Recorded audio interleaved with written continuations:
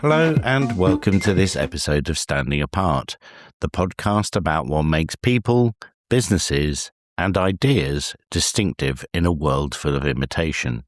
With me, Nigel Ridpath. Today we're talking about values, which is one of those subjects that become either very useful or very woolly very quickly. Most of us have come across values in their safest form: integrity, excellence, collaboration, respect. All fine words and hard to object to. Also, in many cases, not much use. The more interesting question is what you really stand for when a decision is difficult, when the trade-off is real, and when doing the right thing might actually cost you something. I'm delighted to say that my guest this week is Paul Ingram, Kravis Professor of Business at Columbia Business School. Paul's the author of a new book on the subject of values. What do you really stand for? Good afternoon from me, but good morning to you over there in the States, Paul. Thank you, Nigel. Good afternoon to you.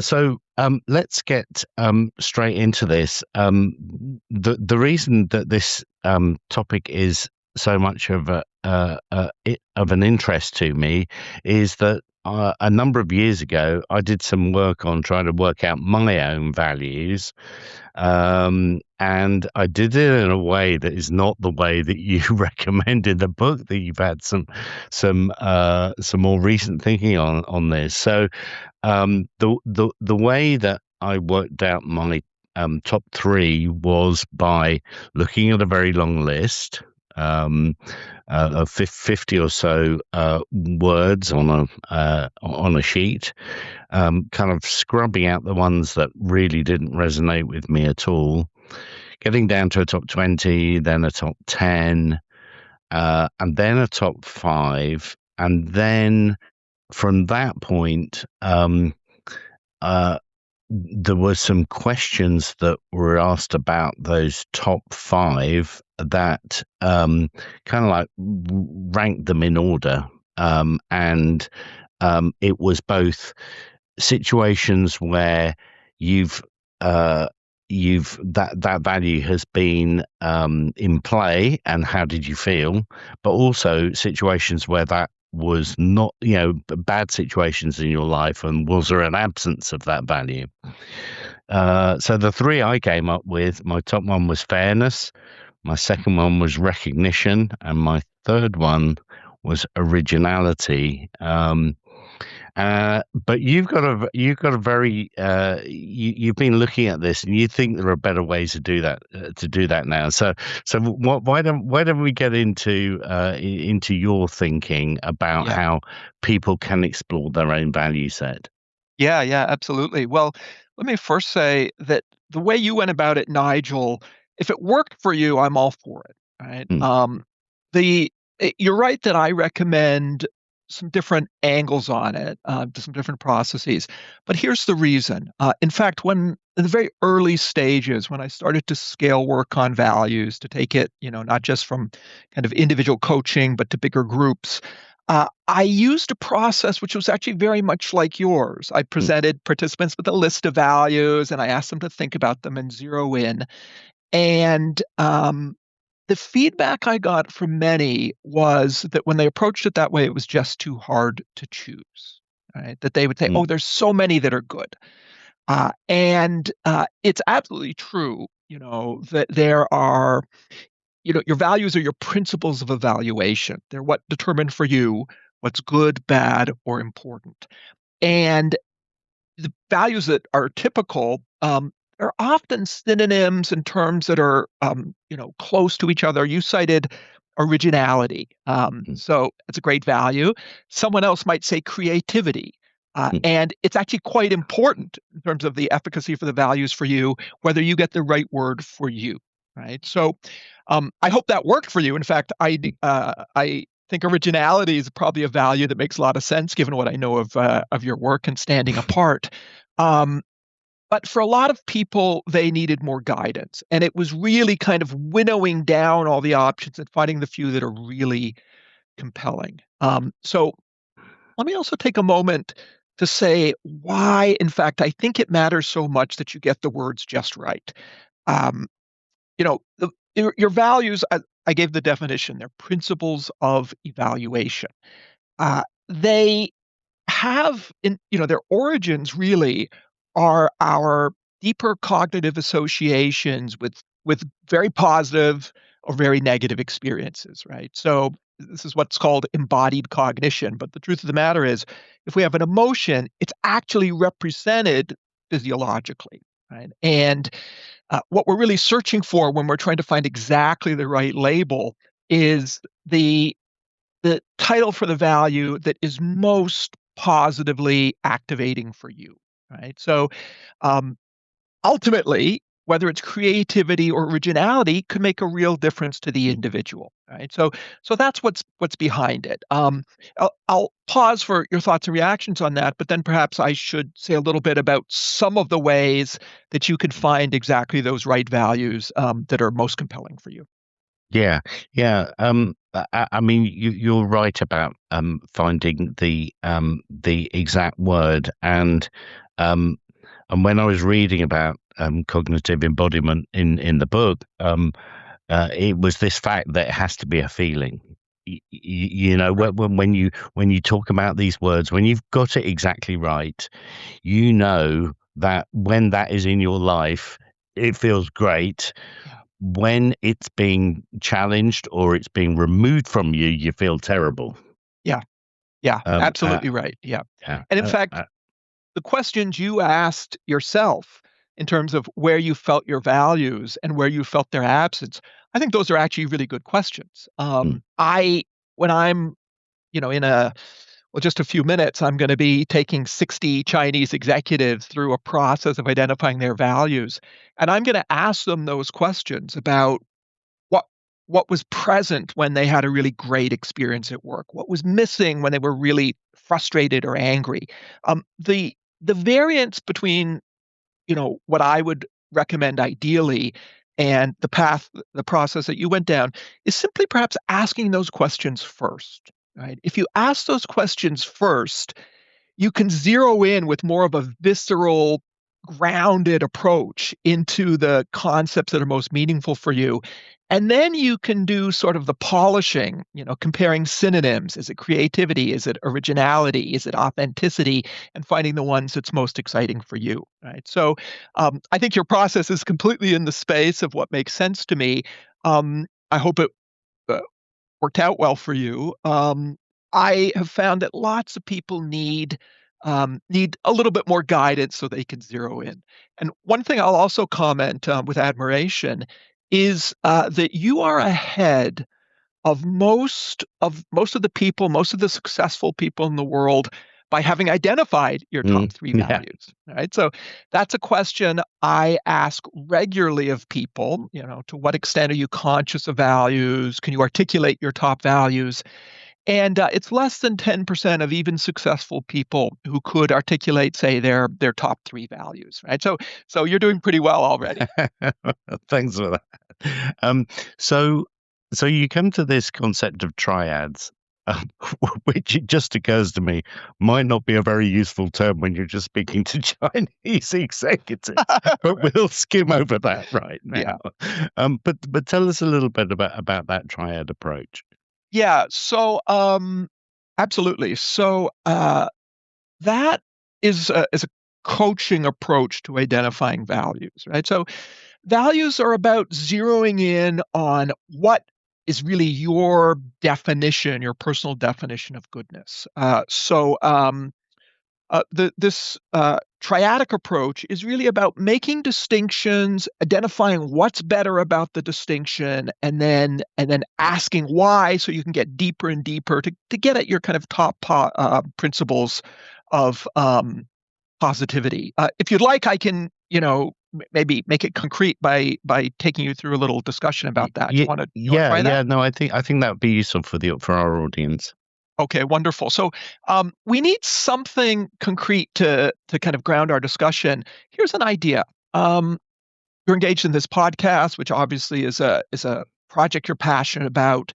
Um, let's think about we want three concrete things, right? So how about this? How about three things that you think about when you're choosing somebody to engage in a conversation in your podcast? So what might be three criteria?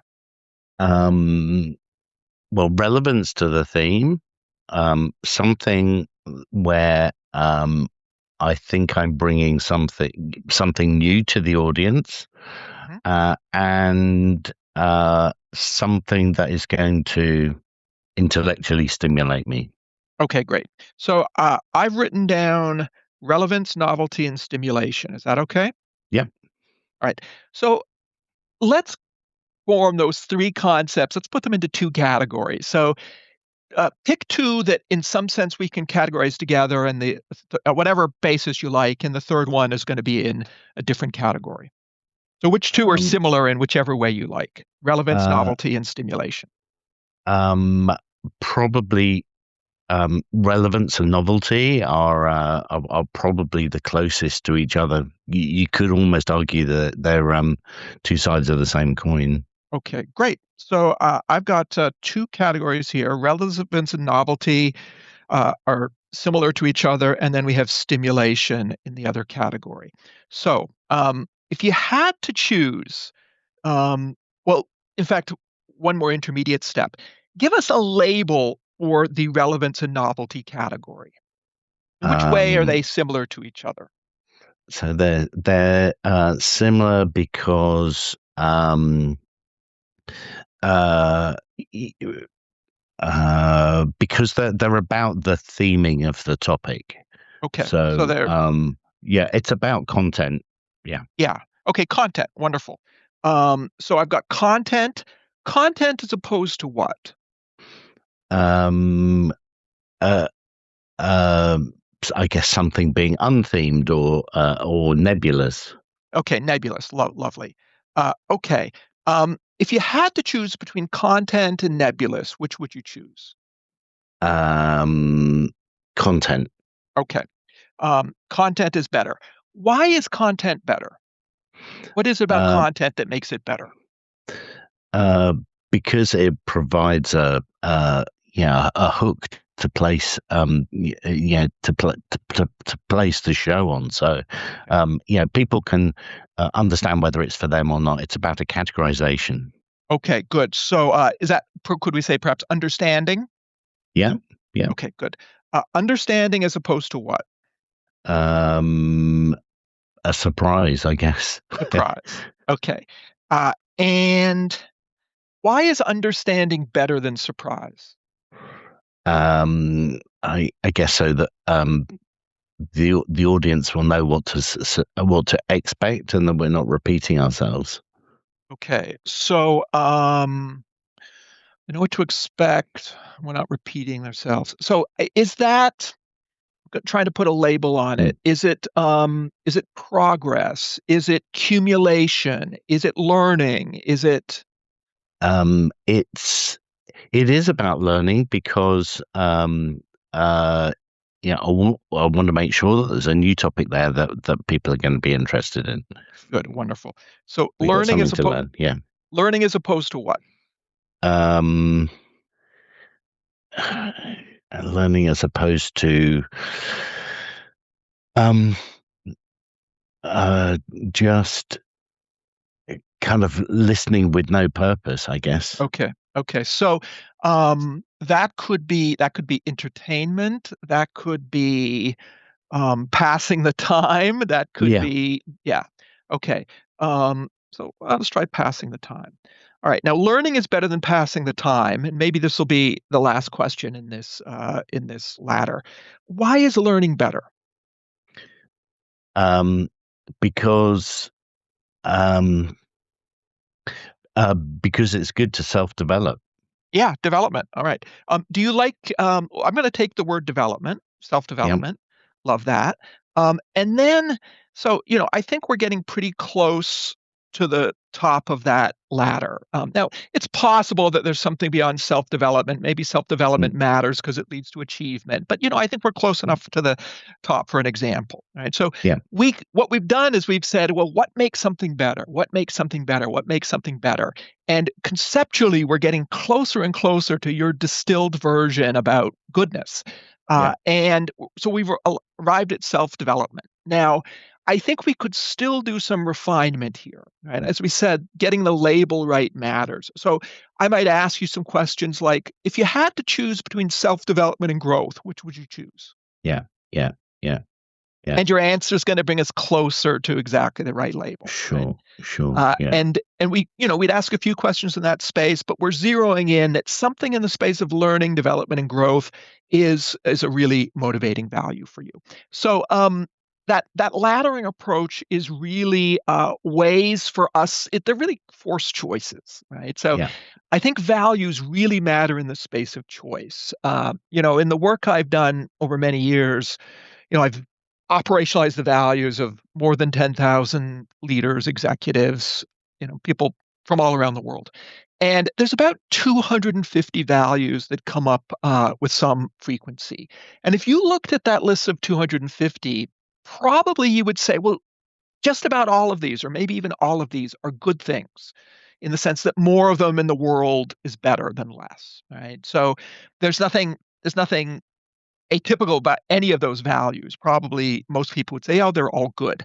And that's reflecting the fact that actually you have a lot of values, right? You did some work to identify your top three, but there's 50, 100 concepts that represent value to you, but the top ones matter, right? Yeah. So what we're doing when we're saying, well, stimulation or relevance, we're pushing you to make those choices so you can do this calibration to find out what matters most. Mm-hmm.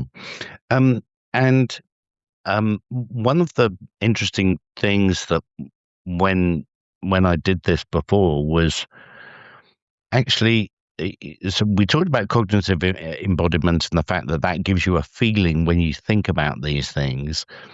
But the bit that got really emotional was when we actually tried to think about where those values came from in our life. Yeah. I'd really like your views on that. How do we develop these values? Where do they come from, and do they change over time? Yes. Yeah. Absolutely. So there's something in terms of the origin values that I'm sure you've experienced, and there's something that might surprise you a little bit. The thing that I think you and the people listening will have experienced is that our values certainly are impacted by what we call early life socialization. Right. So your family, your friends in school, the people who shaped you. Right. So there's absolutely no question that I think the most substantial input into our values, right? So socialization. And in that sense, we find that people in the same family will have values that are a little bit more similar. People in the same nation will have values that are a little bit more similar. So there's that, and perhaps the emotional side of thinking about that is you're thinking about really your formative moments and the people who shaped you. The part of it which is more surprising, and I'll confess this was surprising to me, is that there's good evidence that values also are affected where we inherit them, right? So there's a genetic dimension to values. How do we know this? Well, we learn this from effectively from twin studies, and that twins that are more genetically similar turn out to have more similar values. Now, how important is that? It's pretty hard to pinpoint that exactly. But I would say between 20 and 40% of the variance in values, the evidence that I'm familiar with suggests that you could link that to the conditions of our birth. Now, it's a little, to me, it's a little bit surprising because we think about ourselves as being formed, actively and socially. But it's not atypical in terms of what we know of psychology, right? So generally, most stable psychological traits, the evidence suggests that some part of it, maybe less than half, but some part of it seems to be inherited, and we find that by finding correlations between people who are similar genetically. Now, you also asked a question which I love, which is to what extent do values change? And here again, the answer might be surprising. It surprises some people. But it is, I would, the way I would put it is that once you are mature, your values are quite stable. Mm. Now, this is not to say they never change at all, and it's certainly not to say you don't perceive some changes, but the evidence suggests that they're stable, right? So there's lots of evidence for that. In the work I do, I'll work with people to identify values, and sometimes 5 or 10 years later, I'll go back and I'll ask them what their values are at that point in the future, and we get affirmation that there's a lot of continuity in the values. Mm. And of course, there's other methodologies that point to the same thing. Now, this is not to say that we don't perceive any change at all in our values, right? So, I'll do this work in an hour with these Chinese executives, and they're going to identify 8 values. And then if I saw some of them in 5 years, say they came to another workshop and they did the exercise again, what we would often find is that the values they identify in 5 years are in many ways like the ones they identify today, but perhaps not exactly the same. Mm. Right. So today they might say originality, in 5 years, maybe they'd say creativity. Right. Now, but there's a correlation between you today and you in the future. What we understand those relabeling, the way we understand that is that is not that your values are changing. It's that you are coming to know yourself better, right? Because really identifying values is a way to be concrete about your inner self. And we've got processes like the ones we've talked about to help people do it. But ideally, our self-awareness is always increasing, right? So hopefully in 5 or 10 years, you'll be even more attuned to what your values are than you are today. And hopefully you could describe them with even more precision, right? So that's basically how we understand this very common feeling that people, shift in their values over time. Now, I'll give you something concrete in that space. One of the most poignant moments when people think that their values are changing is becoming a parent. Right. So I'll often have people say, well, look, before I had children, I didn't have the same set of values. And certainly we feel a lot of difference, when we go through major life changes, and that certainly is a big one. Again, what I say in those circumstances is that I don't think that your values changed. I think that having a child helped you understand them much better. Right. So an example is the value of family. Right. So it's a common value. It's common across cultures. It's really among the most common values. People are more likely to cite it after they have children than before. But I don't think that that's a change in their values. I think that the life experience has allowed them to uncover something which was inside them already. Right. So this is all to say there's a lot of stability. Now, I'm not going to claim that there's no circumstances under which people's values change wholesale. There are. I think they're rarer. The novelist Kurt Vonnegut named this concept he called a wampeter. Now, a wampeter is a person or experience that changes the course of your life. And if you hit a wampeter, sometimes your values turn out differently, right? But most lives don't encounter that, so we see a lot of stability. Okay, and what to you is the value of knowing your values? I'm going to call on something you said to give my most precise answer to that. And that is that you said, well, boy, you feel good when you think about your values. I think that's really at the heart of it. I sometimes talk about your values as your distilled goodness, right? This is really put into language what goodness is to you. And if you can tap into that, it does a lot of really positive things for you. Right now, one is simply, as you articulated, you feel good. Right? So one of my experiments was on people's happiness, their life satisfaction. When they think about their values, when they're conscious of their values, they view their life as being much more positive. Yeah. So you get that. They're less stressed. Mm. They're more resilient. They feel more authentic. And if you feel authentic, you're confident, and others perceive you as authentic. And we like others who are authentic, right? So if you can tap into this reservoir, it does a lot of really positive things for you. And I'll just add that a lot of my work in this space, I've been interested in doing research in earnest, perhaps for approaching 2 decades on values. And I started out, I would say, maybe as a skeptic. Um, I got interested in this space because I was running a program for senior executives, and part of that program was a day of coaching where they would try and surface their values. And I saw that many of these executives, they'd go through that experience and they would be really moved by it. And they would say, "Oh, it's transformational. I've got this great resource." And I really noticed how excited they were when they saw their values. But I'm an empiricist. I'm a empirical social scientist, and I like to see evidence. And I was completely open to the idea, well, maybe they feel good about it, but does it actually help them do anything better? So I set out to research that question and learn about the research of others. And I think the answer is really compelling. When you're conscious of your values, you are happier. You feel authentic, others perceive you authentic. Your stress declines. We can measure that with cortisol, the stress hormone. You're more motivated and you perform better. You're more ethical. And we've got experiments, the best kind of causal evidence behind all of those things.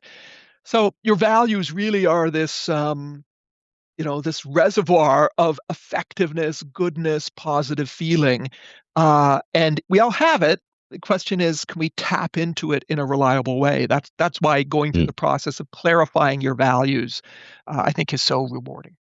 Yeah, I mean, I couldn't agree more. And I'll just give you a very quick example. Fairness, as I mentioned, is my number one value, and I got into it when I was going through a divorce. I got into a discussion with my lawyer, who was saying, you really ought to push for this. But to me, the deal that we were going to do, I had to feel that it was fair. If it Yeah, was, the solicitor was quite surprised at what I. But to me, it was quite simple. yeah, What they were proposing didn't feel fair to me, so I couldn't do it. yeah, And then, going through that quite big example, I've been of the firm opinion that if you make a decision in line with your values, you can never be unhappy. yeah, yeah. I think that's right. And that's massively powerful, isn't it? It is. It is. And of course, I love your example. And I'm sure you've encountered lots of people in your work who made important decisions for reasons other than values, right? I mean, I think a classic one is taking a job, right? Yeah. So there's a job that pays an extra £50,000, but your values are going to be less satisfied. If you're not conscious of your values, people may well take that job. Yep. And the evidence is quite clear that they're going to be substantially less satisfied at work, less satisfied in life, probably less effective on the job because of that. When people are really conscious of their values, the choice between, say, £50,000 and really being aligned with your values, it's an easy one to make. Yeah. Yeah. Yeah. So, there's one other concept in your book that I found really intriguing, and it's this idea of a chief executive value. Yeah.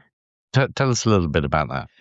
Yeah. So this gets back to the truth that our values are really priorities. And the one of the ways they become powerful for you when you're making choices is understanding which values is most dear to you. Right? Because if you're facing a dilemma, two options that are both compelling and it's hard for you to choose, almost certainly it's because one option appeals to one value and another option appeals to a different value. Right? And how do you resolve that? Well, you got to know which value deserves priority for you. So the chief executive value is the it's the peak of your value system. And it's fundamentally what you're pursuing. And I'll also say something else about the top value, that I encourage people to find in their top value an inner state. Right. So I had said that values are your distilled goodness. Right. So what is your label for goodness? For me, it's inner peace. My peak value is inner peace. I don't know that I've ever had it, but I'm confident that what I'm trying to get is inner peace. And having that concept of your ideal state, I think, is a really compelling motivation. In fact, I'll ask a question of you. You cited fairness as the three values that are most precious when you did this exercise earlier. If fairness is achieved, what do you feel inside? Oh, funny enough, it's the term you just said. It is an inner peace. Yeah, inner peace. Yeah, It's a sense of all is right in the world. yeah, good, good. Oh, And and by the way, because the opposite is true. If somebody treats me unfairly, boy, does that press my buttons. yeah, yeah, exactly. That's the absence of peace, right? Yeah, exactly. Yeah. Yeah, and I think the power of finding that inner state is that our purest motivations are intrinsic, right? So we do things for extrinsic motivation. We get a dollar for doing this or that.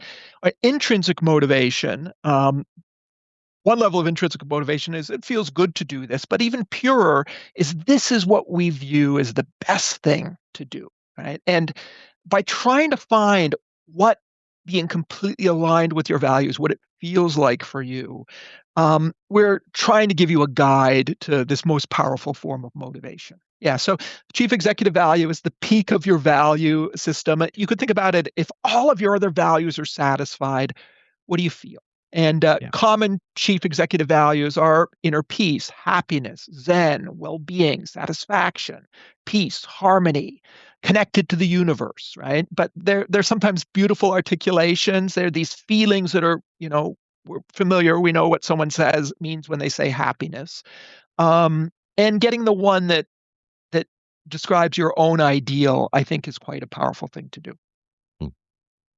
So the topic I want to move on to next, I'm really interested in your opinion on this, and that is when companies state corporate values. Now, you may have a corporation, a small one may have several hundred people in it. They'll all have their own values, and which they may or may not know.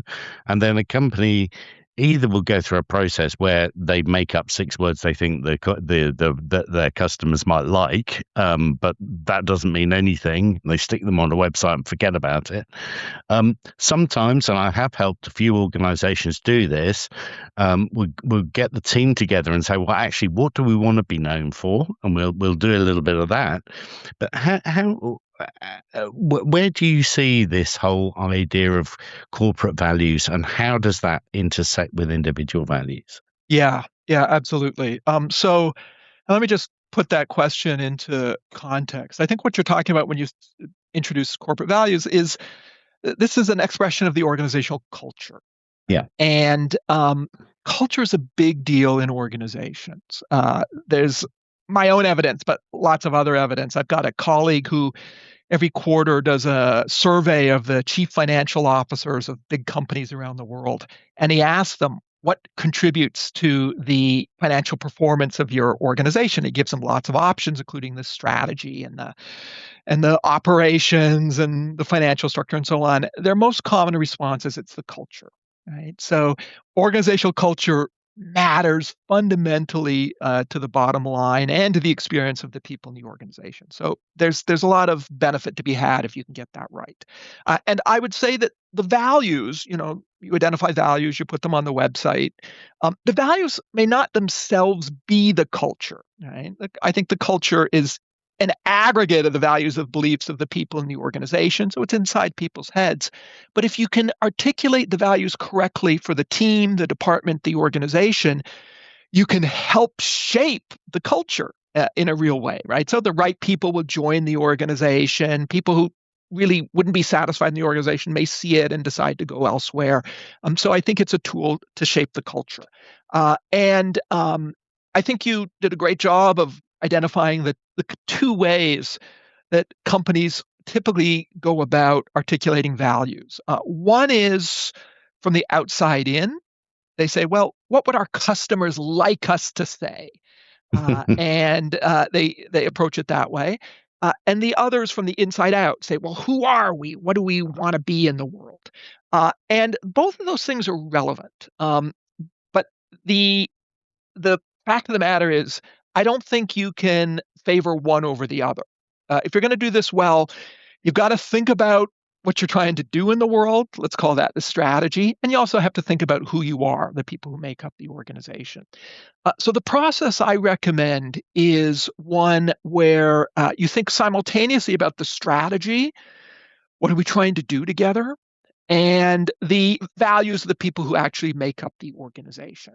And then you're really negotiating between those two forces and finding statements which are serving our collective purpose. This is how we want to impact the world and serve our customers, but also that we can say authentically, yes, that's representing who we are.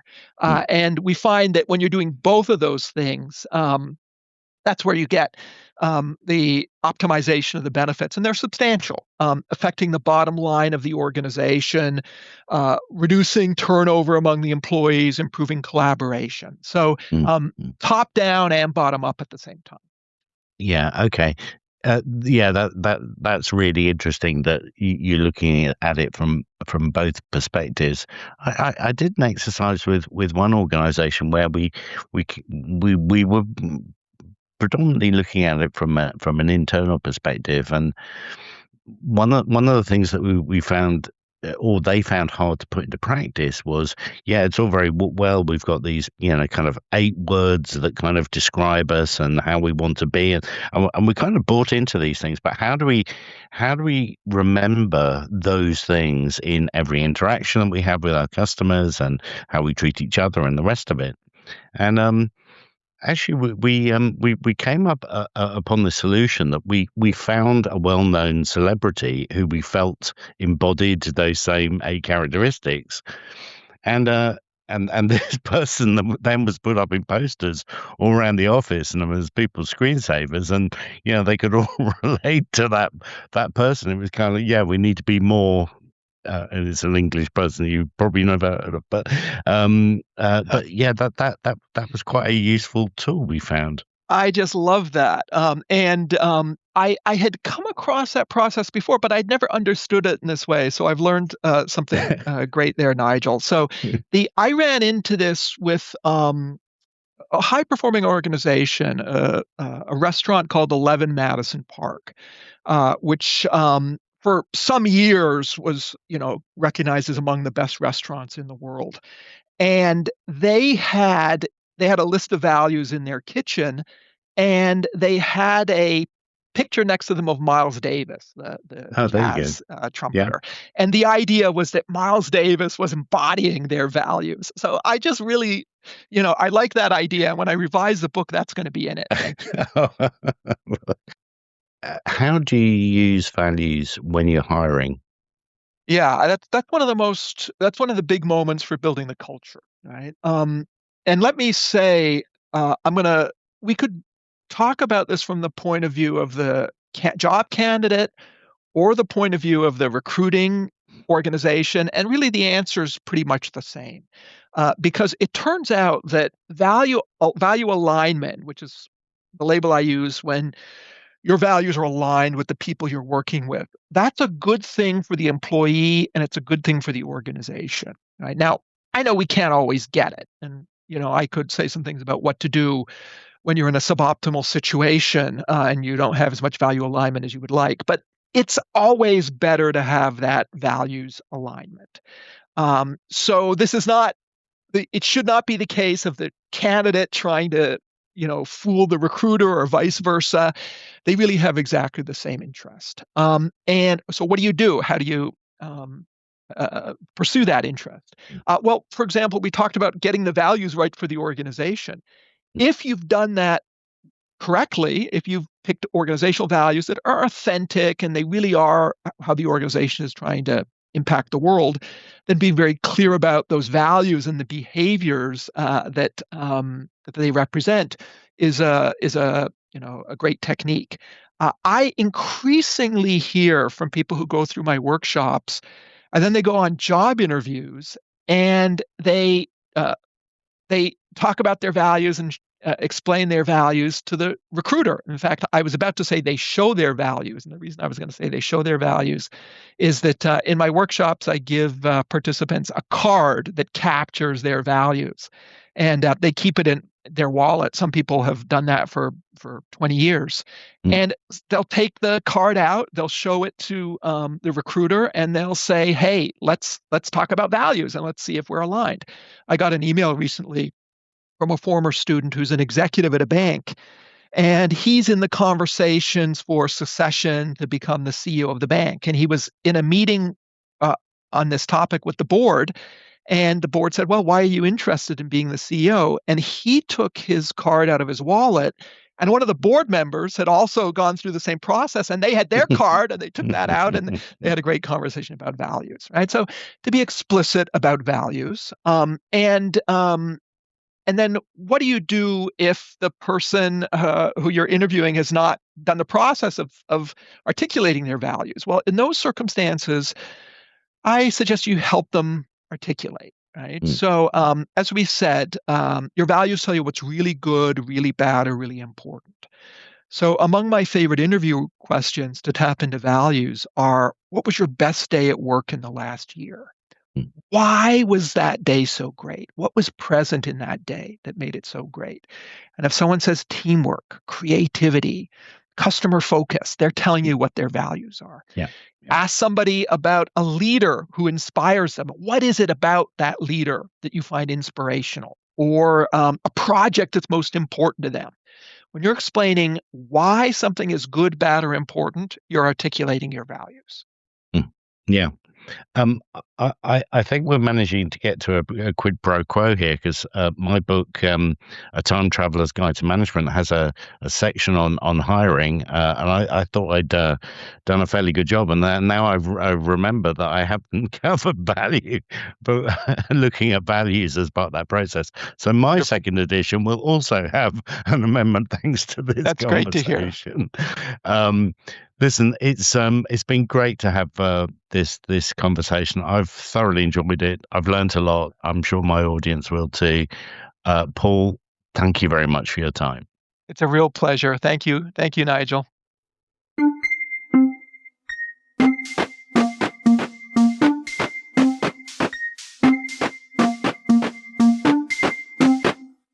A few things stayed with me after that conversation. The first is that getting the word right really matters. I had perhaps underestimated that. It's easy to think that this is just semantics, but it's clearly not. The right word seems to carry a charge. It lands properly. A near miss may be close in dictionary terms, but not in human terms. The second thing is that values only become useful when they force a choice. Most values sound admirable in the abstract, but the interesting bit is what happens when two good things compete, or when one option is easier but another feels more right. That is where this stops being reflective wallpaper and starts becoming practically useful. I was also struck by Paul's point that values may be more stable than we think. What changes, perhaps, is not so much the values themselves as our understanding of them. We get older, we get clearer, and we get better at naming what was already there. And from a business point of view, the most useful part of the conversation was around hiring and culture. If an organisation is serious about values, they have to show up somewhere concrete. Who gets hired, what gets rewarded, how decisions are made, and what trade-offs are accepted. If they only live on the website, they are not values, they are branding. I put a link to Paul's book in the show notes. It's well worth a read.